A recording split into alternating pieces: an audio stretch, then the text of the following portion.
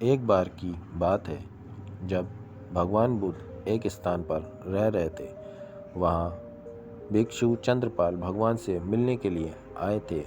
उनके आगमन के साथ उनकी दिनचर्या, व्यवहार और गुणों की भी चर्चा हुई। भिक्षु चंद्रपाल अंधे थे। एक दिन बिहार के कुछ भिक्षुओं ने कुछ मरे हुए कीड़ों को चंद्रपाल की कुटी के बाहर पाया और उन्होंने चंद्रपाल की निंदा करनी शुरू कर दी कि उन्होंने इन जीवित प्राणियों की हत्या की है। इस पर भगवान बुद्ध ने निंदा कर रहे उन भिक्षुओं को बुलाया और पूछा कि क्या तुमने उस भिक्षु को कीड़े मारते हुए देखा है? उन भिक्षुओं ने उत्तर दिया, नहीं। इस पर भगवान बुद्ध ने उन साधकों से कहा कि जैसे तुमने उन्हें कीड़े मारते हुए नहीं देखा, वैसे ही चंद्रपाल ने भी उन्हें मरते हुए नहीं देखा और उन्होंने कीड़ों को जानबूझकर नहीं मारा।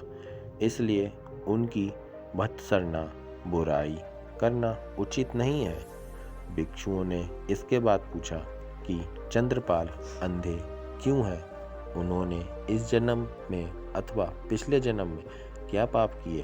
भगवान बुद्ध ने चंद्रपाल के बारे में कहा कि वे पूर्व जन्म में एक चिकित्सक थे। एक अंधी स्त्री ने उनसे वादा किया था कि यदि वे उनकी आँखों को ठीक कर देंगे तो वह और उनका परिवार उनके दास बन जाएंगे। स्त्री की आँखें ठीक हो गईं और उसने दासी बनने के भय से यह मानने से इनकार कर दिया कि उसकी आंखें अब पूरी तरह से ठीक हो गई हैं और उसे अब सब कुछ दिखने लगा। चिकित्सक को पता था कि उस स्त्री की आंखें ठीक हो गई हैं और वह स्त्री झूठ बोल रही है। उसको सबक सिखाने के लिए या बदला लेने के लिए चंद्रपाल ने उस स्त्री को दवा दे दी। उस दवा से महिला फिर से अंधी हो गई। वह कितना ही रोई पीटी, लेकिन चंद्रपाल जरा सा भी नहीं पसीजा और उसने उस स्त्री को दोबारा से ठीक नहीं हुआ।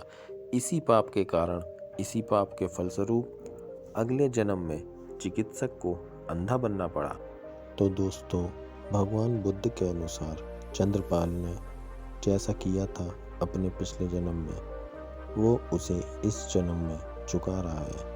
तो दोस्तों, इस कहानी से हमको यह सीख मिलती है कि हमारी ज़िंदगी में जो कुछ भी बुरा हो रहा है या हो चुका है, वह हमारे कर्मों का हिसाब या फल है जो हमें चुकाना ही पड़ेगा। इसलिए उससे हमें खुद को कभी नहीं कोसना चाहिए और हमें एक अच्छे भविष्य के लिए निरंतर अच्छे प्रयास करते रहना चाहिए। दोस्तों, आपको ये कहानी अगर अच्छी लगी हो तो चैनल को लाइक, शेयर, सब्सक्राइब करें। धन्यवाद।